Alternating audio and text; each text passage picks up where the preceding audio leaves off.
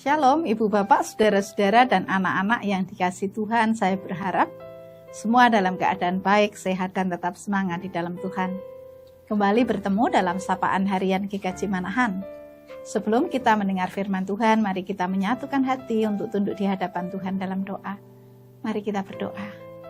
Segala puji, hormat dan kemuliaan kami naikkan di hadirat-Mu, Tuhan yang mengasihi kami dalam Yesus Kristus.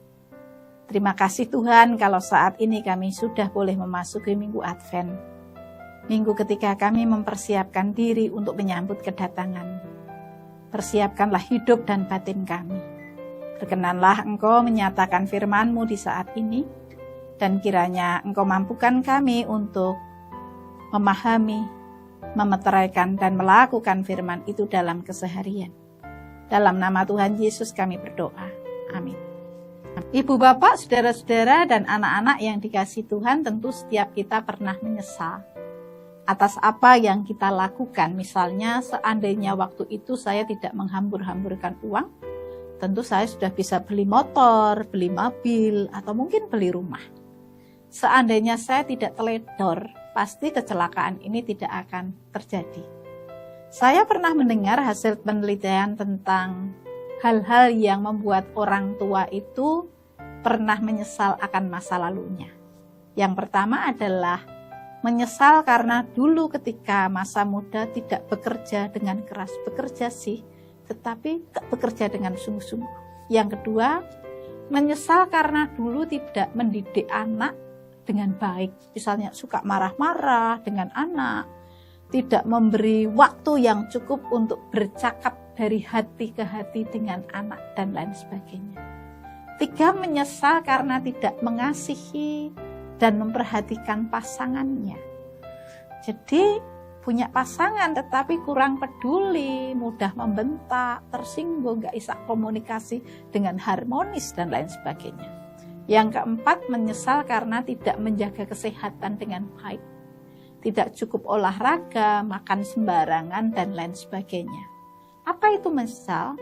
Menyesal adalah perasaan bersalah atas apa yang pernah dilakukan. Padahal kalau kita tidak melakukan hal tersebut, kondisinya akan lebih baik. Menyesal dalam perspektif positif itu baik. Karena penyesalan itu menjadi tanda bahwa kita merasa pernah melakukan kesalahan. Yang repot adalah sudah salah tapi nggak ngerasa salah. Dan tidak menyesal malah menyalahkan orang lain. Itu kan yang repot. Di samping itu penyesalan juga menyadarkan seseorang akan kelemahannya, menyadarkan bahwa kita bukan manusia super. Sehingga kita bisa lebih rendah hati, lebih hati-hati. Penyesalan yang mendalam itu juga terungkap dalam kisah anak yang hilang dalam kitab Lukas 15 ayat 18 sampai 20a yang demikian bunyinya. Jadi Lukas 15 ayat 18 sampai 20a. Aku akan bangkit dan pergi kepada Bapakku dan berkata kepadanya, Bapa, aku telah berbuat dosa terhadap surga dan terhadap Bapa. Aku tidak layak lagi disebut anak Bapa, jadikanlah aku sebagai salah seorang upahan Bapa. Maka bangkitlah ia dan pergi kepada bapaknya. Ibu bapak, saudara-saudara dan anak-anak, bacaan ini merupakan ungkapan penyesalan dari anak bungsu yang menyadari bahwa keputusan dan sikapnya masa lalu itu membuat bapaknya berduka. Terlebih ketika dia juga telah menghambur-hamburkan uang warisan yang dia minta.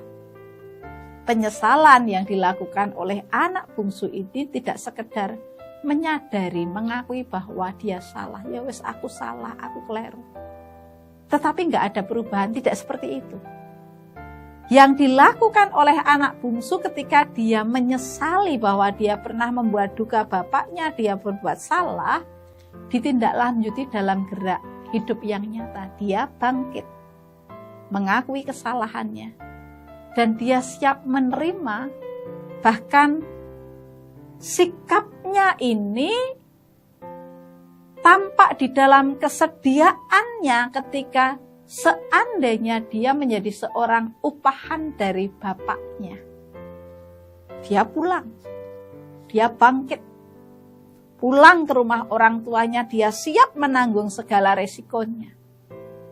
Kalau sebelumnya dia meninggalkan rumah bapaknya, bentuk penyesalannya adalah pulang kembali ke rumah bapaknya.